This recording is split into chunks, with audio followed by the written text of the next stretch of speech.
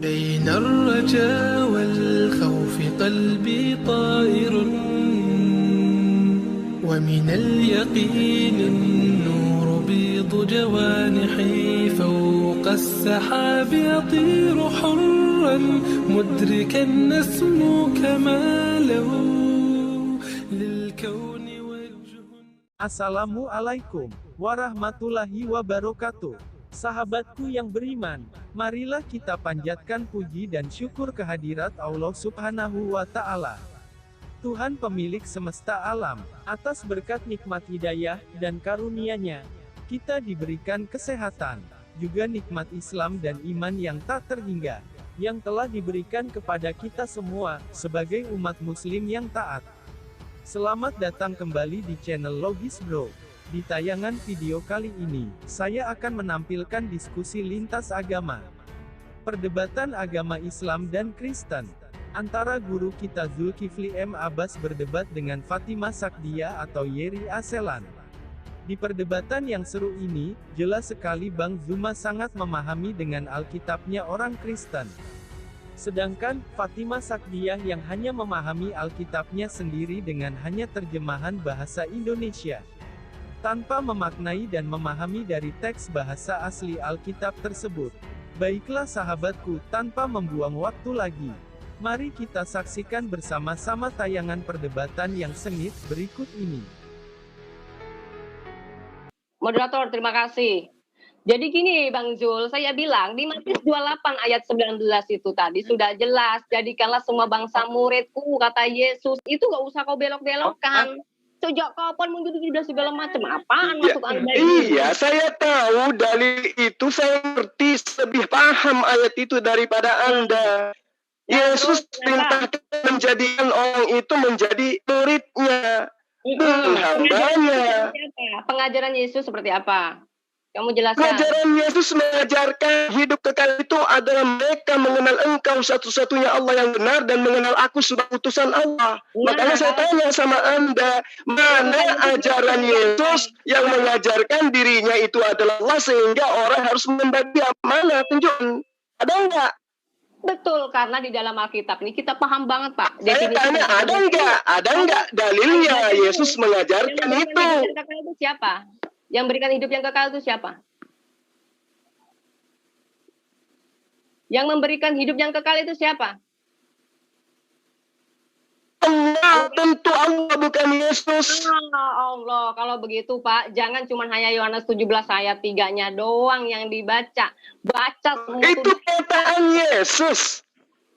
Iya. Itu pernyataan Yesus. Makanya saya tanya sama Anda, kalau Anda itu adalah murid Yesus, kenapa justru Anda menuhankannya? Kenapa Anda menuhankannya kalau Anda mengaku muridnya? Kalau pengen tahu Yesus itu Tuhan, jangan dicomot ayat Yohanes 17 ayat 3-nya toh. Sama. Kalau Anda ingin mengakui Yesus itu Tuhan, jangan tinggalkan ajaran Yesus yang mengatakan dirinya bukan Tuhan. Kalau Yesus yang memberikan hidup yang kekal, berarti dia Tuhan kan?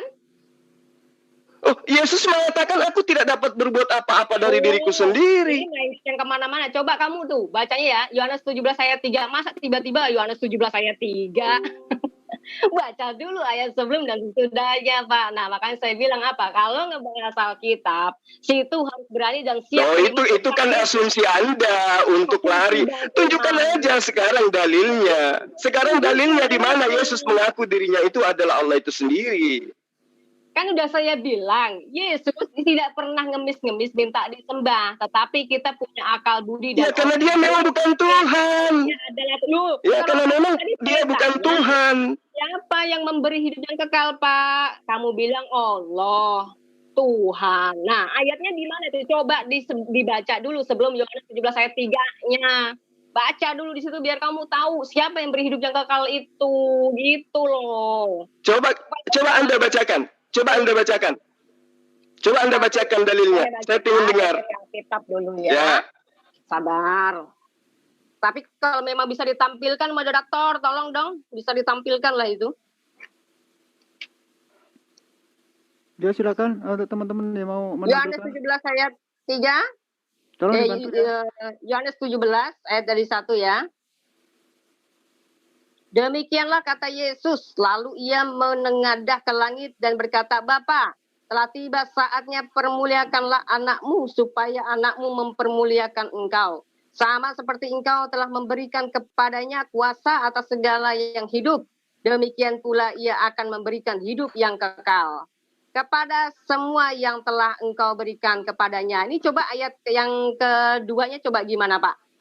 Menurut Pak Zuma bagaimana? Siapa yang berikan hidup yang kekal ini Pak di sini? Sebentar ya, ditahan dulu biar kita tampilkan ayatnya. Kita sama-sama belajar. Tolong Mas Ian, tampilkan Yohanes pasal 3 ayat berapa tadi? Dari ayat 1 aja Pak, dibaca semua. Ayat 1, oke. Sampai habis itu, biar kita ini paham. Ya itu, tolong dibaca itu. Yang mana yang mau ditunjukkan ini? Silakan. Bentar Pak, saya masuk ke Zoom lagi. Ini tadi nih, ya ini. Ya, itu keren. Ya. Yohanes 17 Pak, Yohanes 17. 17 ayat 3. Ini Yohanes berapa? Yohanes 17 Pak, dari 1 Pak. Dari 1 kita baca, jangan cuma hanya 3-nya doang. Baik, saya yang bacakan ya. Atas siapa? Mbak Fatimah yang bacakan. Ya, inilah hidup yang kekal itu. Yaitu, sebentar Pak, dari 1 Pak. Dari 1 Pak. Dari 1 Pak, jangan dipotong. Ya. Demikianlah kata Yesus. Lalu ia menengadah ke langit dan berkata, Bapa, telah tiba saatnya permuliakanlah anakmu, supaya anakmu mempermuliakan engkau. Sama seperti engkau telah memberikan kepadanya kuasa atas segala yang hidup. Demikian pula ia akan memberikan hidup yang kekal kepada semua yang telah engkau berikan kepadanya. Ini di sini konteksnya, ia juga memberikan hidup yang kekal kepada semua yang telah engkau berikan kepadanya ya. Inilah hidup yang kekal itu, yaitu bahwa mereka mengenal engkau satu-satunya Allah yang benar dan mengenal Yesus Kristus yang telah engkau utus. Aku telah mempermuliakan engkau di bumi dengan jalan menyelesaikan pekerjaan yang engkau berikan kepadaku untuk melakukannya. Oleh sebab itu, ya Bapa, permuliakanlah aku padamu sendiri dengan kemuliaan yang kumiliki di hadiratmu sebelum dunia ada. Aku telah menyatakan namamu kepada semua orang yang engkau berikan kepadaku dari dulu. Ini kok kepotong? Lanjut Pak, yang 6-nya belum selesai nih Pak. Lanjut ayatnya semua Pak. Itu ayat 6 sudah. Itu dibaca aja ini Pak. Lanjut sampai ke atas nggak bisa Pak dibaca. Ini sampai 6 doang. Nah, aku telah menyatakan namamu kepada semua orang yang engkau berikan kepadaku dari dunia. Mereka itu milikmu dan engkau telah... Jangan di jalan-jalan terus, ini jalan-jalan. Udah stop. Udah Pak. Stop dulu biar kita baca dulu. Mereka itu milikmu dan engkau telah memberikan mereka kepadaku dan mereka telah menuruti firman-Mu. Sekarang mereka tahu bahwa semua yang engkau berikan kepadaku itu berasal daripadamu. Sebab segala firman yang engkau sampaikan kepadaku telah kusampaikan kepada mereka dan mereka telah menerimanya. Mereka tahu benar-benar bahwa aku datang daripadamu dan mereka percaya bahwa engkaulah yang telah mutus aku. Aku berdoa untuk mereka, bukan untuk dunia aku berdoa, tetapi untuk mereka yang telah engkau berikan kepadaku, sebab mereka adalah milikmu. Lanjut lagi Pak. Dan segala milikku, stop. Oke, stop. Dan segala milikku,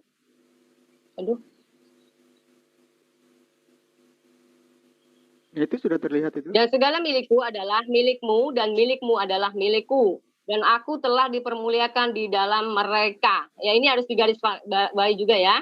Dan aku tidak ada lagi di dalam dunia, tetapi mereka masih ada di dalam dunia. Dan aku datang kepadamu, ya Bapa yang kudus, peliharalah mereka dalam namamu, yaitu namamu yang telah engkau berikan kepadaku. Ini namanya Bapa ya, diberikan kepada sang anak ini Yesus ya. Supaya mereka menjadi satu sama seperti kita. Selama aku bersama mereka, aku memelihara mereka dalam namamu, yaitu namamu yang telah engkau berikan kepadaku. Ini artinya gini, selama aku bersama mereka ketika dia datang sebagai manusia ya, lalu memelihara mereka di dalam nama Bapa ya, yaitu namamu yang telah engkau berikan kepadaku. Aku telah menjaga mereka dan tidak ada seorang pun dari mereka yang binasa selain daripada dia yang telah ditentukan untuk binasa, supaya genaplah yang tertulis.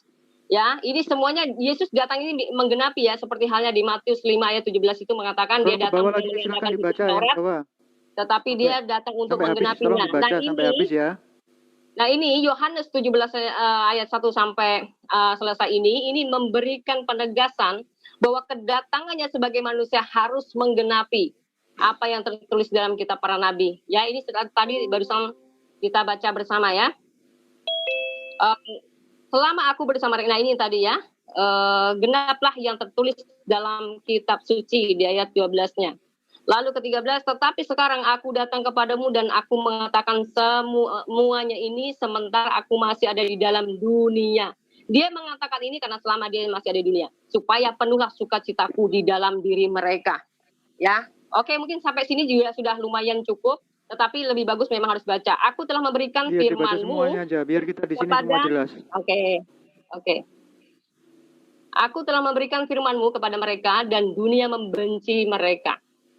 Ya, karena mereka bukan dari dunia sama seperti aku bukan dari dunia. Aku tidak meminta supaya engkau mengambil mereka dari dunia, tetapi supaya engkau melindungi mereka daripada yang jahat. Mereka bukan dari dunia sama seperti aku bukan dari dunia.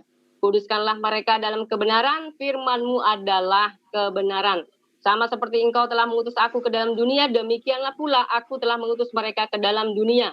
Dan aku menguduskan diriku bagi mereka, supaya mereka pun dikuduskan dalam kebenaran.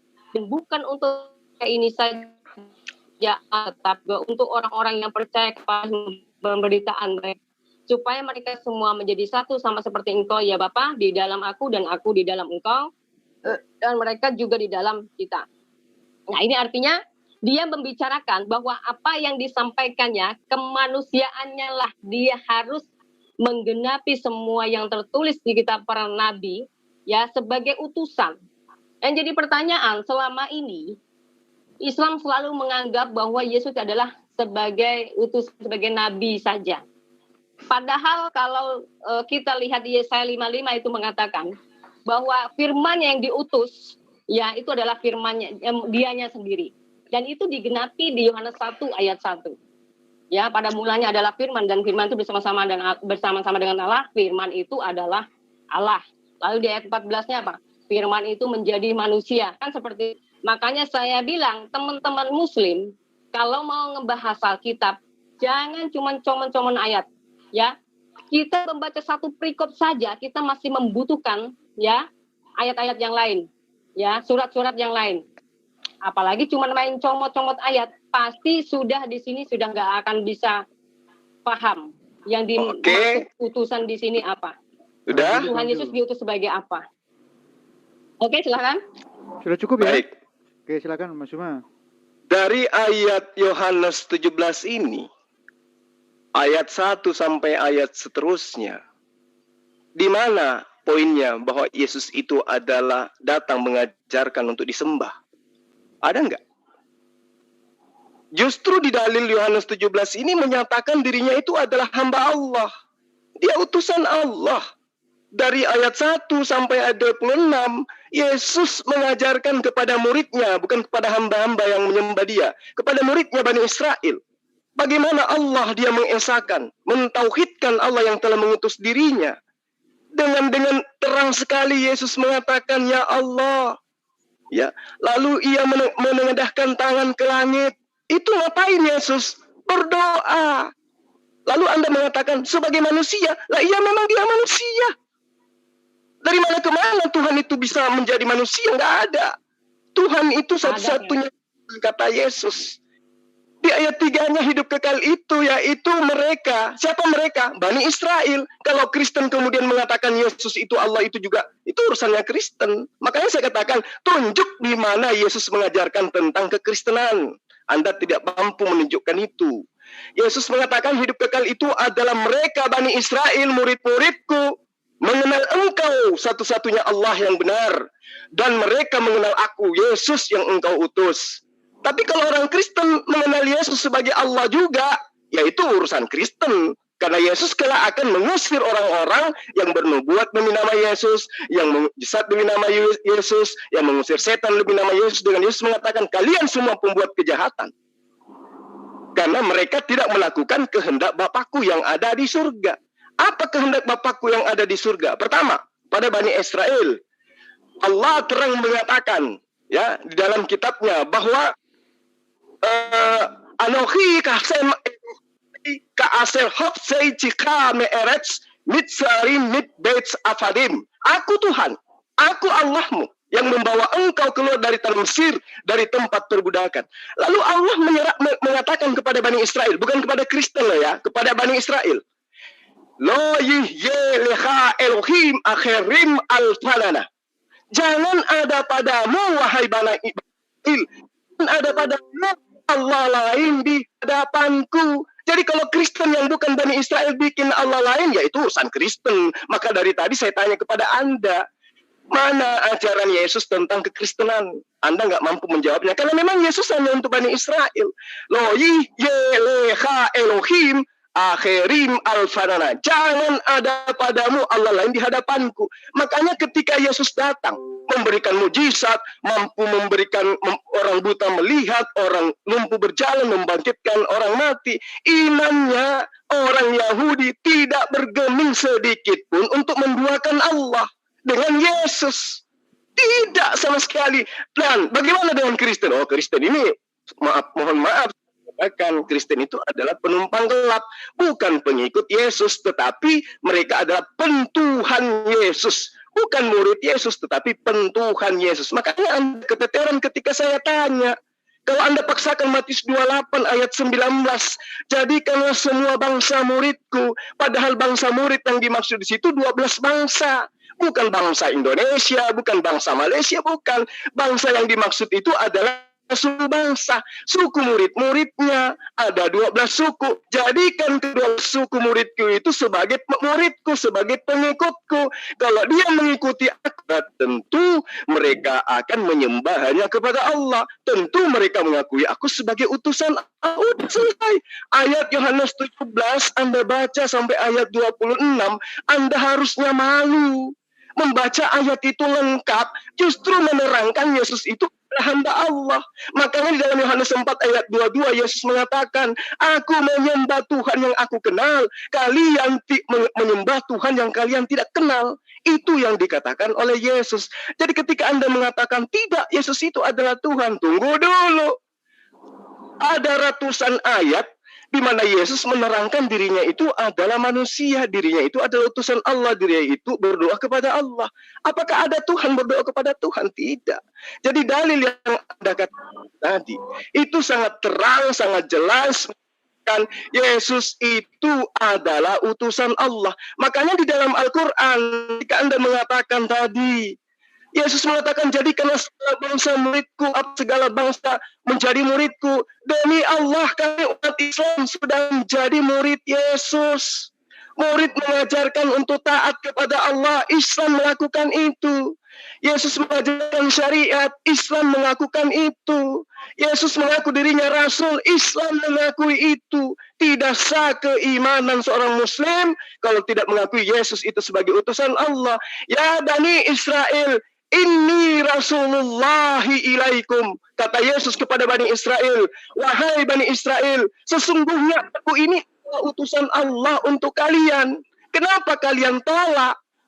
Aku ini utusan Allah untuk kalian. Makanya dikatakan di dalam Markus 12 ayat 29, Shema Israel, Adonai Eloheinu Adonai Ahad.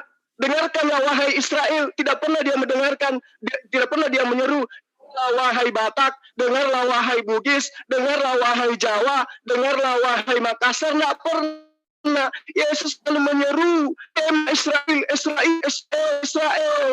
Jadi kasihan Anda ketika saya tanya, mana ajaran Yesus yang berkaitan dengan Kristen, dan mengatakan, apakah tidak paham apa tingkatan daripada apa definisi daripada Kristen?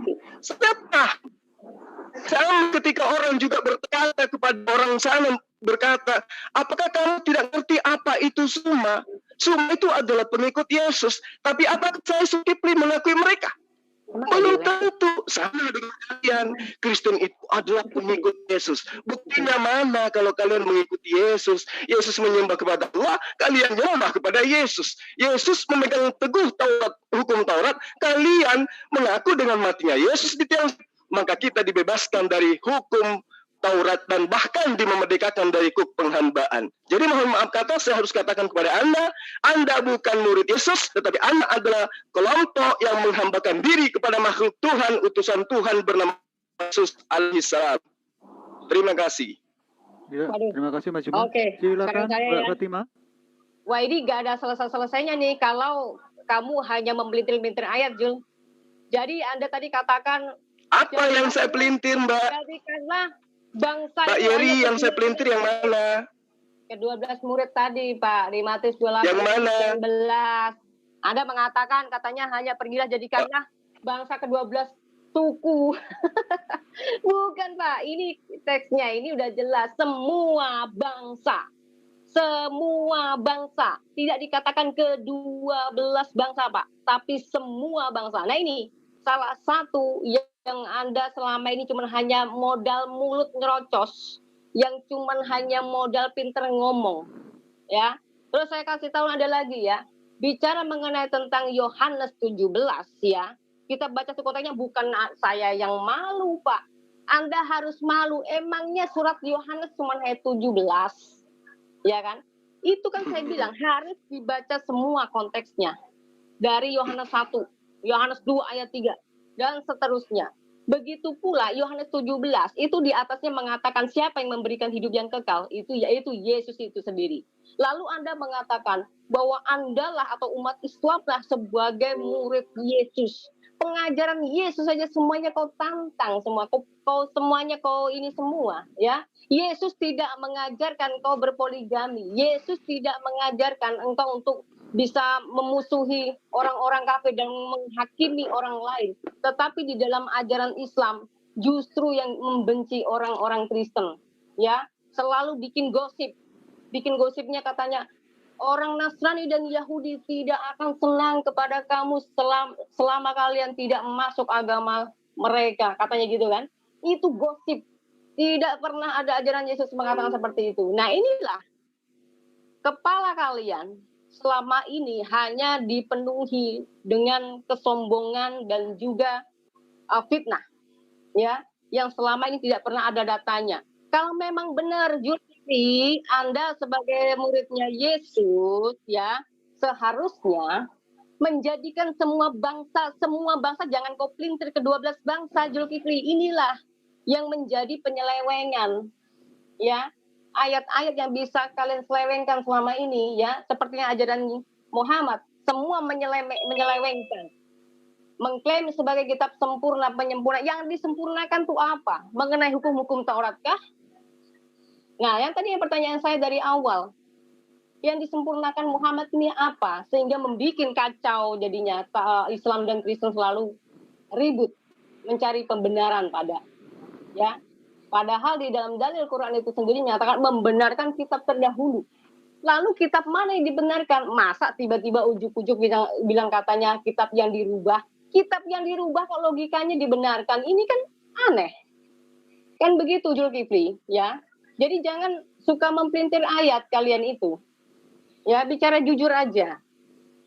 Yohanes 1 ayat 1 misalkan. Di situ sudah memberikan penjelasan mana ada Yesus itu sebagai Tuhan. Lah kalau kamu punya akal, baca.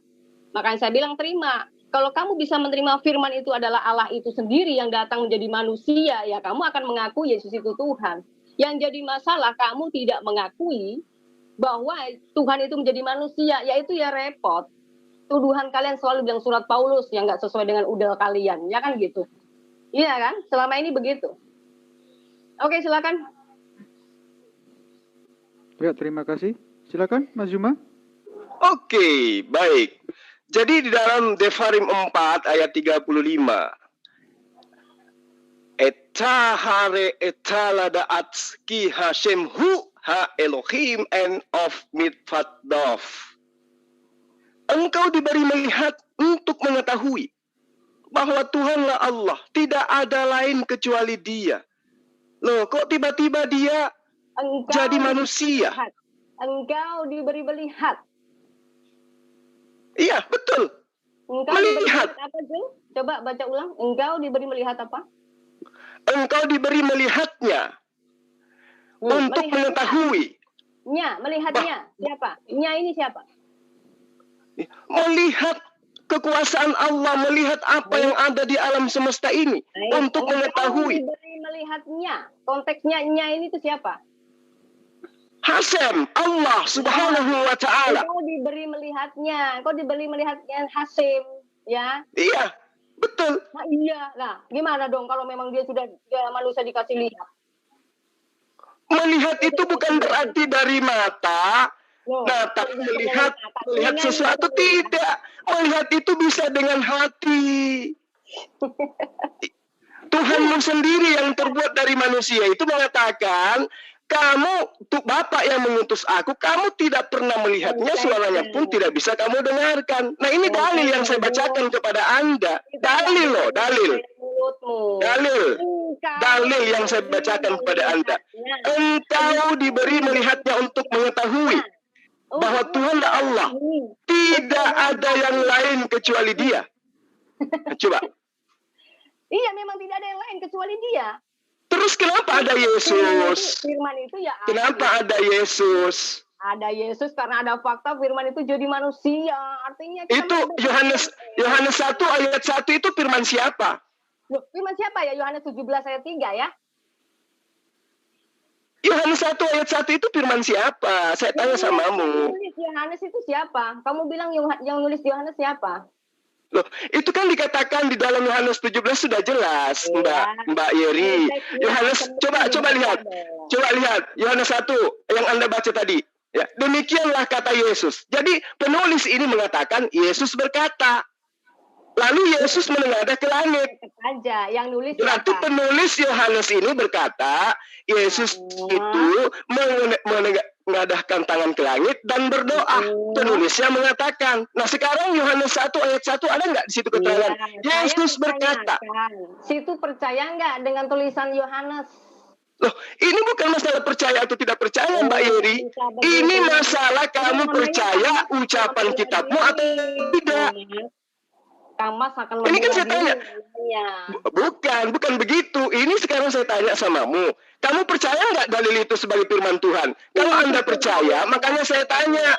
Yohanes 1 ayat 1 itu perkataan siapa? Perkataan Yesus itu banyak bertaburan di mana-mana, contoh di Yohanes 8. Saya tidak tanya perkataan Yesus itu di mana saja. Saya tanya Yohanes 1 ayat 1 itu perkataan siapa? Perkataan Yohanes semuanya itu yang nulis Yohanes semuanya yang nulis. Iya, oke. Tetapi di dalam Yohanes 17 ayat 1, sang penulis Yohanes ini yang bukan murid Yesus mengatakan demikianlah kata Yesus. Lalu ia menengadahkan tangan ke langit lalu berdoa. Jadi ini ada keterangan dari penulis Yohanes yang menerangkan kepada Bu Yeri bahwa Yesus itu berdoa kepada Tuhannya. Bunyi doanya Yesus adalah, Tuhanku, telah tiba saatnya, permuliakanlah anakmu. Artinya permuliakanlah hambamu. Nah, Yohanes 1 ayat 1 tidak ada perkataan di situ. Yesus berkata, pada mulanya adalah firman. Firman itu bersama-sama dengan Allah. Firman itu adalah Allah. Tidak ada perkataan Yesus begitu. Bahwa Yesus berkata, tidak ada. Tidak ada juga berkata firman Allah atau berkatalah Allah atau berfirmanlah Tuhan. Tidak ada. Sekali-kali yang muncul pada mulanya adalah firman. Firman itu bersama-sama dengan. Ini adalah filsafat himne Plato persis. Berarti semua perkataan hadis itu bohong juga ya Pak ya, berarti ya?